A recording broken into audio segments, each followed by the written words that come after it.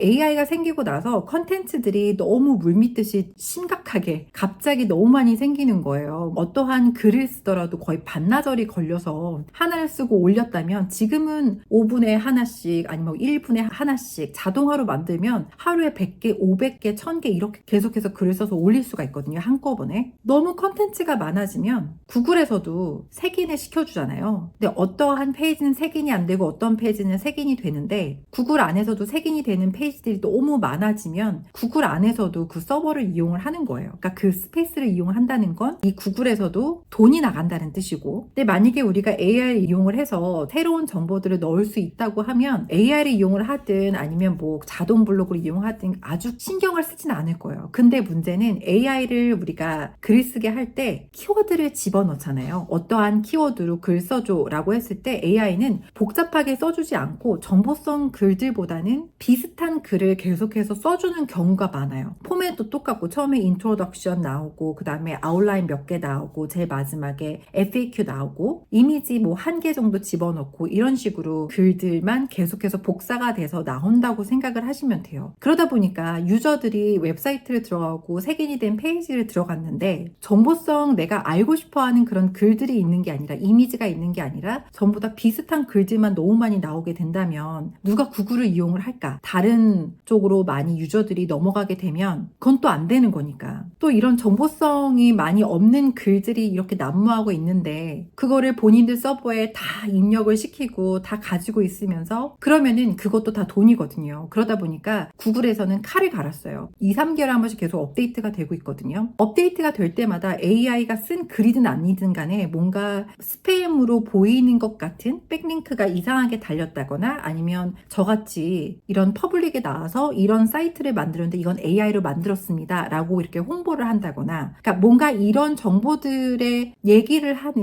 그러니까 저도 타겟이 될 수도 있어요. 그런 사이트들을 제대로 타겟을 두고 색인을 안 시켜버리는 거예요. 그러니까 아예 구글에서 노출이 되지 않게 그렇게 다 잘라버리는 거예요. 그러니까 그게 타겟이 되는 거예요. 그래서 SEO 전문가입니다 하면서 이렇게 저처럼 나와가지고, 그러니까 저도 포함인 거죠. 나와서 이렇게 하시면 더 좋은 결과를 얻을 수 있습니다. AI를 이걸 이렇게 많이 적극적으로 이용해 보세요 라고 저도 이 웹사이트를 공개를 했습니다. 뭐 이런 식으로 많이 영상을 찍어서 올렸잖아요. 저 같은 사람이 타겟이 돼서 색인을 안 시켜주는 거죠. 완전히. AI를 이용을 했든 하지 않았든 간에 솔직히 크게 상관은 없어요. 이미 제가 예전에 만들어져 있던 사이트들, 그러니까 좀 오래되어 있는 사이트, 그 사이트도 제가 AI를 똑같이 이용을 하거든요. 근데 그런 사이트들은 전혀 타격이 없어요. 그냥 이렇게 이번에 새로 만든 사이트들. 이제 색인이 되려고 하는데 그런 사이트들 있잖아요. 이제 그런 사이트들이 좀 정통으로 많이 맞았어요. 저도. 만약에 물건을 파는 이커머스 사이트를 만든다고 하면 그럼 어쨌든 우리가 크레딧 카드도 받아야 되고 페이팔이라는 걸 이용을 해서 셀러인 우리 주소가 들어가 있거나 구글 비즈니스를 이용을 해서 리뷰가 올라가 있다거나 적극적으로 우리가 웹사이트에 들어가서 수정을 많이 하고 그리고 컨텐츠도 너무 로봇처럼 하루에 몇십 개씩 계속 딱 올라가는 사이트가 아닌 사람이 퍼블리시한 것 같은 그런 컨텐츠들, 그러니까 시간이 다 달라야 돼요. 우리가 기계를 이용을 하게 되면 시간을 세트할 수 있잖아요. 아침 12시에 무조건 스케줄을 해놓고 그렇게 컨텐츠가 나오게. 그러니까 그런 것도 지금 다 걸렸대요. AI를 이용을 했든 로봇을 이용을 했든 사람이 적었든 간에 웹사이트들이 너무 많은 이유로 색인이 되지 않고 이번에 노출이 되고 있었던 사이트들도 전부 다 노출이 되지 않는 사이트가 되어버렸다. 이렇게 생각을 하시면 될 것 같습니다. 이번에 또 5월달에 3월달에 마지막에 지금 업데이트가 됐고요. 이미 끝났고 이제 5월달에 또 업데이트가 돼요. 그래서 3월달에 잘 넘어가신 분들은 긴장을 늦추시면 안 되고요. 5월달에 또 한번 업데이트가 또 크게 될 거기 때문에 그때 또 이렇게 꼬꾸라질 수가 있거든요. 작년에 있었던 업데이트가 됐었던 사이트들 중에서 제 웹사이트 중에서 완전 바닥으로 그 노출이 딱 떨어진 사이트들이 있거든요. 근데 그런 사이트들은 조금씩 회복이 되고 있었어요. 그러다 이번 3월달에 제가 방법을 바꾸지 않은 사이트들은 다시 한번 꼬꾸라졌고요. 방법을 살짝 바꿔서 뭔가 정보성이 많이 올라가져 있는 사이트들은 또 조금씩 노출이 되고 있습니다. 그래서 저 같은 경우도 테스트를 많이 하고 있는데, 그러니까 이 구글에서는 어쨌든 무언가 노출을 시켜주기 위해서는 믿을 만한 셀러들, 그러니까 믿을 만한 사이트들을 노출시켜준다고 생각을 하시면 될 것 같아요. 그래서 이제는 그냥 컨텐츠만 올라가져 있는 PBN 사이트라든가 이제 이런 노출만을 위한 사이트들은 정말 너무 쉽지 않을 것 같아요. 지금 뭐 전문가들이 하는 얘기들은 아예 안 된다 이렇게 딱 잘라서 얘기를 하거든요. 근데 저는 그냥 그냥 아직까진 잘라서 얘기하고 싶진 않고 지금 저도 테스트를 여러 가지를 해보는 중이고 PBN 사이트들이 이미 있어요. 그러니까 한 메인 웹사이트에 있으면 제가 일부러 밑에 주렁주렁주렁 다른 사이트들을 만들어서 이 메인 웹사이트의 트래픽을 만들기 위한 사이트들을 제가 옛날부터 만들어 놓은 게 있었거든요. 그러니까 그런 사이트들은 지금 건재하게 살아있기는 한데 언제 또 꼬부라질지 모르죠. 이런 PBN 사이트들도 타겟이 되거든요. 그래서 웹사이트를 만들 때는 이커머스 사이트를 만들어서 이 사이트 안에서 컨텐츠도 올리고 이 사이트 안에서 물건도 팔고 비즈니스도 해야 되고 그러니까 완전히 한 사람이 한 비즈니스가 한 웹사이트에 완전 포커스를 할 수 있게끔 집중할 수 있게끔 그렇게 만들어지고 있는 것 같은 느낌이 듭니다. 그렇게 해서 브랜드화 되어 있는 사이트들만 구글에서 살아남는다라고 생각을 하시면 될 것 같아요.